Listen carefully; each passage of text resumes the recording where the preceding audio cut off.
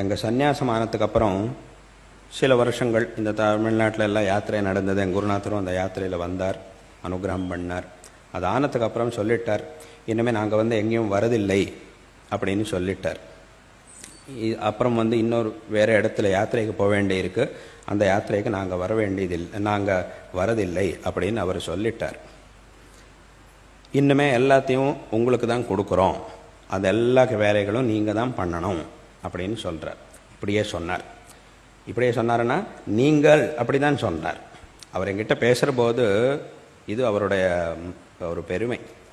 சிஷ்யன்கிட்ட பேசுகிற போது ஒரு வாட்டி நானே கேட்டேன். அது ஆச்சாரியர்கள் நீங்கள் அப்படின்னு சொன்னால் அது கேட்குறதுக்கு எனக்கு ஒரு மாதிரி இருக்குது. முன்னாடி என்ன எனக்கு என்கிட்ட நீ அப்படி தான் பேசிட்டு இருந்தார்.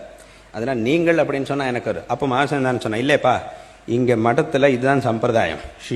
அவர் சிஷ்யர் தான், சிஷ்யராக இருந்தாலும் சிஷ்ய சுவாமிகளாக இருக்கிறதுனால இப்படி பேசுகிறது தான் பழக்கம், இதுதான் சம்பிரதாயம் அப்படின்னு சொன்னார். அதனால் எங்கிட்ட சொன்னார், இன்னுமே நாங்கள் வரதில்லை, நீங்கள் தான் போனோம், போய் யாத்திரை பண்ணிட்டு வரணும், இந்த காரியங்கள் எல்லாத்தையும் நீங்கள் தான் பண்ணணும் அப்படின்னு சொன்னார்.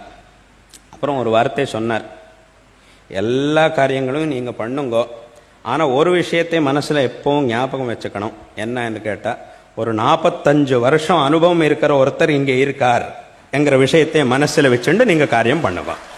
நாங்கள் எப்பவும் இனி என்ன பண்ணுறே, அது பண்ணுறியா, இது பண்ணுறியா, அது வேண்டாம் இது வேண்டாம், அதை கொண்டு எனக்கு காமி, அது பண்ணு இது பண்ணு, நாங்கள் எதுலேயும் வரமாட்டோம். நீங்கள் என்ன பண்ணிட்டு உங்களுக்கு எல்லாம் சொல்லி கொடுத்தாச்சு, நீங்கள் பண்ணுவேள், எங்களுக்கு அந்த ஒரு நம்பிக்கை எங்களுக்கு இருக்குது. அதனால் நீங்கள் பண்ணுறது பண்ணிட்டுருங்கோ, எப்பாவது ஒரு வழிகாட்டுதல் வேண்டி இருக்குன்னா எங்கிட்ட வாங்கோ.